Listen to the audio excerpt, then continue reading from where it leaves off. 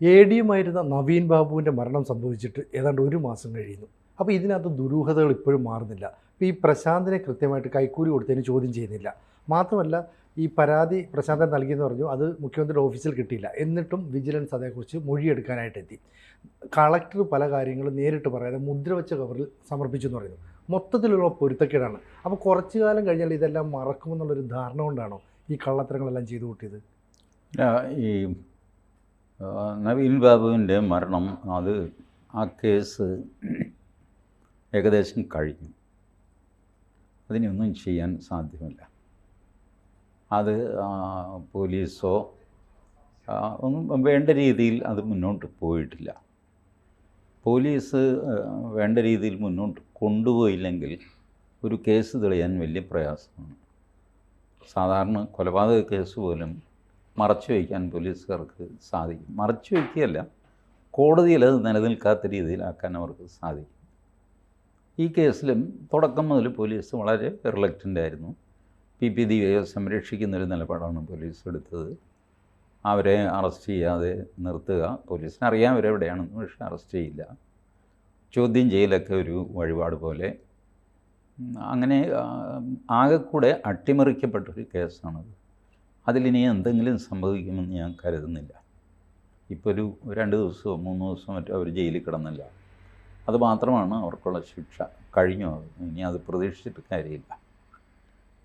നവീൻ ബാബുവിൻ്റെ ഫോണിലേക്ക് വിളിച്ച ആൾക്കാരെ പറ്റി എന്തെങ്കിലും അറിയാമോ എന്ന് നവീൻ ബാബുവിൻ്റെ വീട്ടുകാരോട് പോലീസ് ചോദിക്കുന്നു. ഈ നമ്പർ വെച്ചിട്ട് ആ ആളുകളെ പോലീസിന് കണ്ടുപിടിക്കാം. എന്താ നിങ്ങൾ നവീൻ ബാബുവിനോട് ചോദിച്ചത് അന്വേഷിക്കുകയൊക്കെ ചെയ്യാം. വീട്ടുകാർക്ക് എങ്ങനെ ഇതറിയാൻ പറ്റും?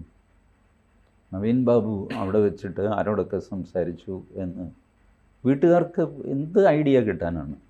എന്തെങ്കിലും പേരുണ്ടാകും, നാരായണൻ, മാധവൻ, കൊച്ചുരാമൻ എന്നൊക്കെ പറഞ്ഞിട്ട്. ആരാണ് ഈ കൊച്ചുരാമൻ ഒന്നും വീട്ടുകാർക്ക് അറിയില്ല. അത് കണ്ടുപിടിക്കേണ്ടത് പോലീസാണ്. പക്ഷേ അത് വീട്ടുകാരുടെ ചുമതലയാക്കി മാറ്റി പോലീസുകാർ. അവർ വിവരം തരണം. എന്നിട്ട് ഇനി പറയും അവർ സഹകരിക്കുന്നില്ല അന്വേഷണമായിട്ട്. ഇങ്ങനെ അതിട്ട് നിരക്കി കൊണ്ടുപോയിട്ട് കുറച്ച് കാലം കഴിയുമ്പോൾ അതിൻ്റെ പ്രാധാന്യം അങ്ങ് പോകും, തീരും. ഇതാണ് ആ കേസിന് സംഭവിക്കാൻ പോകുന്നത്. അപ്പോൾ അവരതൊക്കെ ചെയ്ത് നമുക്ക് മനസ്സിലാക്കുന്നത് ശരിയാണ്. ഈ പ്രശാന്ത് അങ്ങനെ ചെയ്തു, അല്ലെ ദിവ്യ ചെയ്തു. പക്ഷേ ജില്ലാ കളക്ടർ ഈ നവീൻ്റെ കുടുംബത്തിനൊരു കത്ത് നൽകിയിരുന്നു. ആ കത്തിൽ വളരെ സങ്കടകരമായ കാര്യങ്ങളാണ് പറഞ്ഞത്. ഇതേ കളക്ടർ തന്നെ പിന്നീട് അന്വേഷണ സംഘത്തിന് മുദ്ര വെച്ച കവറിൽ കുറച്ച് കാര്യങ്ങൾ എഴുതി കൊടുത്തിരിക്കുന്നു. അത് പരസ്പര വിരുദ്ധമാണ്.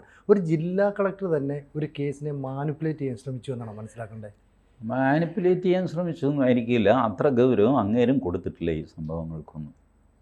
അങ്ങനെ ഈ പ്രസംഗമൊക്കെ നടക്കുമ്പോൾ വെറുതെ അവിടെ നിർവ്വഹീകാരനായിട്ടിരിക്കുക. അങ്ങേർക്കറിയാമായിരുന്നു ഇവർ വരുമെന്നും ഈ പ്രസംഗം നടത്തുമൊന്നുമല്ല. എന്നിട്ടും അങ്ങേര് ഇടപെട്ടില്ല. ഇവർ സംസാരിക്കുമ്പോഴും ഇടപെട്ടില്ല, ഒന്നും ചെയ്തില്ല. അപ്പോൾ അത് തുടക്കം മുതൽ അദ്ദേഹം അതിനൊരു ഗൗരവവും കൊടുത്തിട്ടില്ല ഈ സംഭവങ്ങൾക്കൊന്നും. പക്ഷെ മരണത്തിന് ശേഷം അത് ഗൗരവത്തോടു കൂടി കാണേണ്ട ഒരു കാര്യമില്ലേ? അത് നമുക്ക് തോന്നും ഈ മരണം ഗൗരവമുള്ളൊരു കാര്യമല്ല.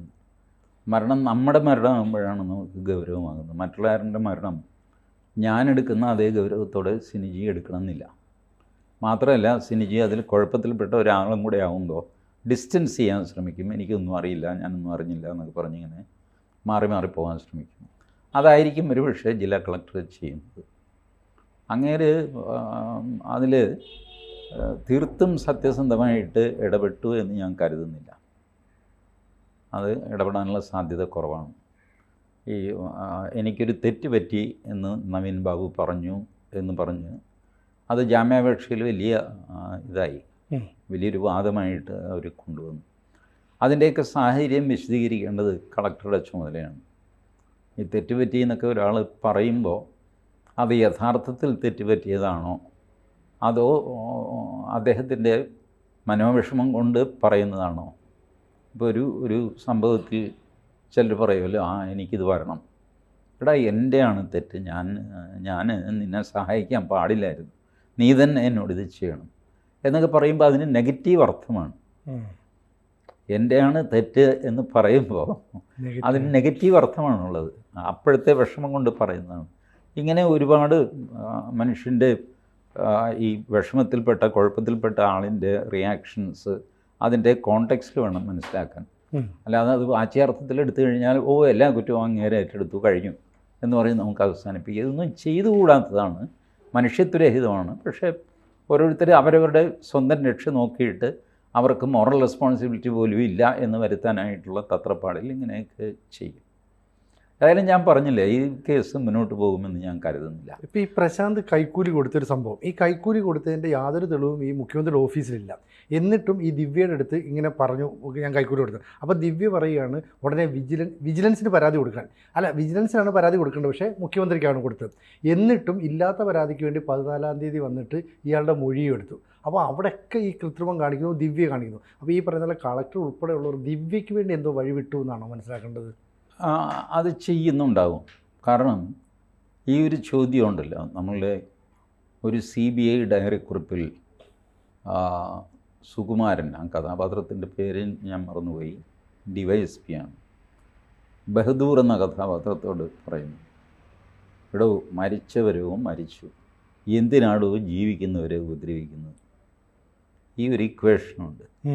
ഇപ്പം ജില്ലാ കളക്ടറോടും ഇവർ പറയുന്നു, നവീൻ ബാബു പോയി, ഇനിയിപ്പോൾ PP ദിവ്യയെ ശിക്ഷിച്ചിട്ട് നിങ്ങൾക്ക് എന്ത് കിട്ടാനാണ്? നിങ്ങൾക്ക് എന്താ ഇതിൽ കാര്യം? നിങ്ങളൊരു വാക്ക് പറഞ്ഞാൽ തീർന്നു പോകുന്ന കേസേ ഉള്ളൂ. നവീൻ ബാബു മരിച്ചു, ഞങ്ങൾക്ക് അതിന് വിഷമമൊക്കെ ഉണ്ട്. ബട്ട് നിങ്ങൾ ഇപ്പോൾ PP ദിവ്യയെ കുറ്റക്കാരിയാക്കിയാൽ നവീൻ ബാബു തിരിച്ചു വരുമോ? ഇല്ലല്ലോ. ഒരു PP ദിവ്യയെ കൂടെ നിങ്ങൾക്ക് കുറച്ച് കാലം ജയിലിലിടാം, ഇതല്ലേ ഉള്ളൂ. നിങ്ങളെന്തിനാണ് ഇതിനൊക്കെ പോകുന്നത്? ഇത് പറയുമ്പോൾ ശരിയാണ്, മരിച്ച ആൾ മരിച്ചു, ജീവിച്ചിരിക്കുന്നവരെ ഉപദ്രവിച്ചിട്ട് എന്ത് കാര്യം? ഇങ്ങനെയാണ് ഇതൊക്കെ പോകുന്നത്. അത് ആര് പറയുന്നു എന്നുള്ളല്ലേ കാര്യം. അതിപ്പോൾ ഈ കമ്മ്യൂണിസ്റ്റ് പാർട്ടി സംവിധാനത്തിൻ്റെ ശക്തി നമുക്ക് അറിഞ്ഞുകൂടാ, അല്ലെങ്കിൽ നമ്മൾ അണ്ടർ എസ്റ്റിമേറ്റ് ചെയ്യുന്നു. അതുകൊണ്ടാണ് അവർക്ക് അപ്പർ ഹാൻഡുള്ള സ്ഥലത്ത് ജീവിച്ചിരിക്കുന്ന ആളുകൾക്ക് ഇത് മനസ്സിലാവും, ഞാനീ പറയുന്ന കാര്യം മനസ്സിലാവും. അത്രയ്ക്കാണ് സോഷ്യൽ പ്രഷർ അവർ കൊണ്ടുവരുന്നത്, പൊളിറ്റിക്കൽ പ്രഷർ. അപ്പോൾ അതായി കഴിയുമ്പോൾ കളക്ടർ വഴങ്ങും. എന്തിനാണ് ഞാൻ ഈ തലവൻ?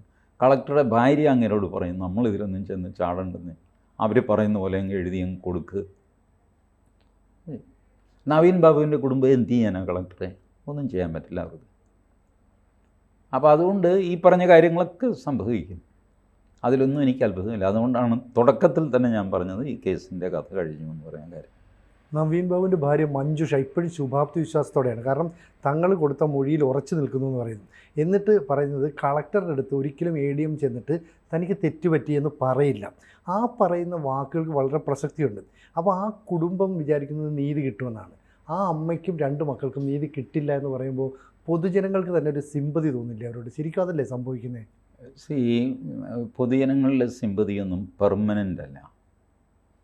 പൊതുജനങ്ങളുടെ ഒരു വികാരവും പെർമനൻ്റ് അല്ല. ആ പൊതുജനങ്ങൾക്ക് ദേഷ്യം വരും, കുറച്ച് ദിവസം ആ ദേഷ്യം നിൽക്കും, പിന്നെ മാറും. അപ്പോൾ ഇതിൻ്റെ വലിയൊരു ഉദാഹരണമാണ് കേരള രാഷ്ട്രീയത്തിൽ വലിയൊരു വില്ലനായി നമ്മുടെ കുഞ്ഞാലിക്കുട്ടി ഇടയ്ക്ക് സകല തിരഞ്ഞെടുപ്പിനും തോറ്റു. തൊട്ടടുത്ത തിരഞ്ഞെടുപ്പിൽ 5 വർഷം കഴിഞ്ഞപ്പോൾ 24,000 വോട്ടിൻ്റെ ഭൂരിപക്ഷത്തിൽ അതേ കുഞ്ഞാലിക്കുട്ടിയെ ആൾക്കാർ ജയിപ്പിച്ചു. അപ്പോൾ എവിടെ പോയി കുഞ്ഞാലിക്കുട്ടിയുള്ള വെറുപ്പ്? സിറ്റുവേഷൻ ഒന്നും മാറിയിട്ടില്ല, ബട്ട് ഹി വൺ. ഇപ്പോൾ ഈ പൊതുജനങ്ങളിലെ സിമ്പതിയാണെങ്കിലും ദേഷ്യമാണെങ്കിലും സങ്കടമാണെങ്കിലും വെറുപ്പാണെങ്കിലും അത് സ്ഥായിയല്ല. ഇത്തരം വികാരങ്ങളൊന്നും തന്നെ സ്ഥായിയാവില്ല. ധർമ്മബോധം മാത്രമാണ് സ്ഥായിയായിട്ടുള്ളത്. അതിൻ്റെ പുറത്തുണ്ടാകുന്ന വികാരങ്ങളാണ് ബാക്കിയൊക്കെ. ഇപ്പോൾ ബേസിക് ധർമ്മബോധത്തിൽ ശരി, ജനങ്ങൾക്കറിയാം ഇങ്ങനൊരു സംഭവം ഉണ്ടായി. അതിൻ്റെ പിന്നാലെ പോയിട്ട് അവരെ ഉപദ്രവിക്കാൻ ഇപ്പോൾ ജില്ലാ കളക്ടറെ ജനം എന്ത് ചെയ്യാൻ പോകുന്നു? ഒന്നും ചെയ്യാനൊന്നും പോകുന്നില്ല. അപ്പോൾ അതങ്ങനെ അങ്ങ് പോവും. കുറേ കാലം ചർച്ചയിലൊക്കെ നിന്നിട്ട് പിന്നെ അങ്ങ് അവസാനിക്കും. വൈകി കിട്ടുന്ന നീതി പോലും നീതി നിഷേധമാണെന്ന് പറയുന്നുണ്ട്. അങ്ങനെയാണെങ്കിൽ ഈ വൈകിയാലും ഇല്ലെങ്കിൽ പോലും നീതി നിഷേധിക്കപ്പെടുകയാണ് ഈ മഞ്ജുഷയ്ക്കും കുടുംബത്തിനും. അതെ, നീതി നിഷേധമാണ്. ബട്ട് നമ്മുടെ സിസ്റ്റം അങ്ങനെയാണ്. എന്ത് ചെയ്യുക? അവർക്കെതിരാണ് സിസ്റ്റം മൊത്തം. പത്തനംതിട്ട ജില്ലാ കമ്മിറ്റിയുടെ ജില്ലാ സെക്രട്ടറി എന്തെങ്കിലും വാചകടിച്ചുകൊണ്ടൊന്നും നീതി കിട്ടുകയില്ലല്ലോ. സിസ്റ്റം പ്രവർത്തിച്ചാലേ നീതി കിട്ടുള്ളൂ. പക്ഷേ സിസ്റ്റം അവർക്കെതിരാണ്. ഈ സംഭവം ഉണ്ടായി 1 മാസത്തിന് ശേഷമാണ് കണ്ണൂരിൽ നിന്നുള്ള അന്വേഷണ സംഘം പത്തനംതിട്ടയിലെത്തുന്നത്, അവരുടെ വീട്ടിലെത്തുന്നത്. പത്തനംതിട്ട കളക്ടറേറ്റിൽ അന്വേഷണം നടത്തും. അപ്പം കൃത്യമാണ് അല്ലെ, ഈ കേസ് ഞങ്ങൾ ഒതുക്കാനായിട്ട് തീരുമാനിക്കുന്നു, നിങ്ങൾ ഇനി ഇതിൻ്റെ പുറകെ ഒന്നും ചാടണ്ട എന്ന് ആ കുടുംബം. ഒതുക്കാൻ അവർ തീരുമാനിക്കേണ്ട, അതങ്ങ് ഒതുങ്ങിക്കൊള്ളു. കാലതാമസം എന്ന് പറയുന്നുണ്ടല്ലോ, ഒരു കേസിൻ്റെ അന്വേഷണത്തെ ശരിക്കും ബാധിക്കുന്നൊരു സാധനമാണ് കാലതാമസം. ആ ഫയൽ അവിടെ വെച്ചോ, നാളെ നോക്കാം എന്ന് തീരുമാനിച്ചാൽ കാലതാമസമായി അവിടെ നിന്ന് പിന്നെ ആ ഫയലിന് മോചനം ഉണ്ടാവില്ല. അതാണ് സംഭവിക്കുന്നത്. ഈ 1 മാസം താമസിച്ചു എന്നൊക്കെ പറയുന്നത് ഇതിൻ്റെ ചൂടങ്ങ് കുറയട്ടെ എന്ന് വിചാരിച്ചിട്ടാണ്. പൊതു ചർച്ചയിൽ നിന്ന് ഇതൊന്ന് മാറട്ടെ, പിന്നെ നമുക്ക് ഈസിലി മാനേജ് ചെയ്യാം. അല്ലെങ്കിൽ തന്നെ ആത്മഹത്യാ പ്രേരണ തെളിയിക്കാൻ വലിയ പ്രയാസമുള്ളൊരു കുറ്റമാണ്. അതിൻ്റെ കൂടെ പോലീസിൻ്റെ കുറ്റകരമായ അനാസ്ഥയും കൂടെ ആയി കഴിയുമ്പോൾ എന്ത് ചെയ്യും? നിശ്ചയമായിട്ടും അത് ചീറ്റിപ്പോവും, ഒന്നുമല്ലാതെ പോകും. ഇൻക്വസ്റ്റ് തയ്യാറാക്കുമ്പോൾ ജനപ്രതിനിധികളെ പോലും കടത്തിവിട്ടില്ല എന്നാണ് അന്ന് ഉയർന്ന പരാതി. അത് സത്യത്തിലൊരു ശരിയായിട്ട് ഒരു ചെറിയ സംഭവം ഉണ്ടായപ്പോലും ആ ഇൻക്വസ്റ്റ് തയ്യാറാക്കിയപ്പോൾ അതിനകത്ത് നിർണായക രേഖകൾ കിട്ടി എന്നൊക്കെ പറഞ്ഞിട്ടാണ് കേസിനെ പിന്നെ മുന്നോട്ട് നയിക്കുന്നത്. ഇവിടെ ADMൻ്റെ മരണത്തിൽ അതൊരു നിർണായകമായിരുന്നില്ലേ? ഇൻക്വസ്റ്റിന് സാക്ഷികളുണ്ടാകും, അത് ജനപ്രതിനിധി ആകണമെന്ന് നിർബന്ധമൊന്നുമില്ല. ഇൻക്വസ്റ്റിൻ്റെ സമയത്ത് വലിയൊരു ആൾക്കൂട്ടത്തെ ഒന്നും സാക്ഷി നിർത്താനും പറ്റില്ല, ഒരാൾ അല്ലെങ്കിൽ 2 പേരൊക്കെയാണ്. ഇൻക്വസ്റ്റ് ഈ പ്രേതവിചാരണയാണ്. മലയാളത്തിൽ അതിൻ്റെ വാക്ക് പ്രേതവിചാരണ എന്നാണ്. അതായത് മരിച്ചുപോയ ആളിൻ്റെ ബോഡിയിൽ ഉള്ള മുറിവുകൾ, പ്രശ്നങ്ങൾ, അത് ഇതൊക്കെ ഔട്ട്വേർഡ്ലി റെക്കോർഡ് ചെയ്യുന്ന ഏർപ്പാടാണ് ഇൻക്വസ്റ്റ്. അത് കഴിഞ്ഞിട്ടാണ് പോസ്റ്റ്മോർട്ടം. പോസ്റ്റ്മോർട്ടത്തിലാണ് യഥാർത്ഥ മരണകാരണം തെളിയുന്നത്. ഇൻക്വസ്റ്റ് എന്ന് പറഞ്ഞു കഴിഞ്ഞാൽ ആ മൃതദേഹത്തിൽ ഇന്ന സ്ഥലത്ത് മുറിപ്പാടുകൾ ഉണ്ടായിരുന്നു, ഇന്ന രീതിയിലായിരുന്നു, ഇത്ര അടി നീളം, ഇത്ര അടി വീതിയുണ്ട്, ഒരു കൈ തലയ്ക്ക് പുറകിലും മറ്റേ കൈ നെഞ്ചിലും വെച്ചിരുന്നു പറഞ്ഞിങ്ങനെ അതിൻ്റെ ബോഡിയുടെ കിടപ്പ് വിവരിക്കുന്ന ഒരു ഏർപ്പാടാണ് ഇൻക്വസ്റ്റ്. അപ്പോൾ ഇൻക്വസ്റ്റിന് സാക്ഷികളുണ്ടാകും, എല്ലാ കാര്യത്തിനും സാക്ഷികളുണ്ടാകും. സ്ഥലം മഹസർ, സീഷർ മഹസർ, ഈ അവിടെ നിന്ന് കിട്ടിയ സാധനങ്ങൾ, ഇതിനൊക്കെ സാക്ഷിയുണ്ടാകും. പക്ഷേ അവർ ജനപ്രതിനിധി ആകണമെന്ന് നിയമമില്ല, ആയിക്കൂടായികയുമില്ല. പക്ഷേ ആൾക്കൂട്ടത്തെ അവർ അനുവദിക്കില്ല. ആൾക്കൂട്ടം അങ്ങനെ കൂടി നിന്നിട്ട് ഇത് ചെയ്യുന്നത് ശരിയുമല്ല. ഇപ്പോൾ ഇൻക്വസ്റ്റിൻ്റെ സമയത്ത് ജനപ്രതിനിധിയെ കയറ്റിയില്ല എന്നൊക്കെ പറയുന്നതിൽ വലിയ പോയിൻ്റൊന്നുമില്ല. It's not a legal point. അത് പറയാം, ഞാനവിടെ ചെന്നിരുന്നു, എന്നെ കയറ്റിയില്ല എന്നൊക്കെ പറയാമെന്നേ ഉള്ളൂ. കയറ്റിയില്ലെങ്കിൽ കയറ്റിയില്ല, അത്രയേ ഉള്ളൂ. അത് കേസിനെയോ അന്വേഷണത്തെയോ ഒന്നും ബാധിക്കുന്നൊരു കാര്യമല്ല. അവസാന പ്രതീക്ഷ CBI അന്വേഷണം വേണമെന്നാണ്. അത് നടക്കുമോ? I don't think so. ഈ ഒരു കേസിൽ ഹൈക്കോടതിയിൽ ആണ് CBI അന്വേഷണത്തിന് പെറ്റീഷൻ കൊടുക്കേണ്ടത്. അങ്ങനെ കൊടുക്കാനും മാത്രമുള്ള ഫാക്ട്സൊക്കെ നവീൻ ബാബുവിൻ്റെ വീട്ടുകാർക്കുണ്ടോ? ഉണ്ടെങ്കിൽ വെൽ ആൻഡ് ഗുഡ്. എൻ്റെ നോട്ടത്തിലില്ല. പുറത്ത് വന്ന ഇത് വെച്ചിട്ട് ഒരു CBI അന്വേഷണത്തിന് സ്കോപ്പ് കാണുന്നില്ല. ഇപ്പോൾ കേസ് എങ്ങും എത്താതെ അവസാനിക്കുമെന്ന് പറയേണ്ടി വരും അല്ലേ?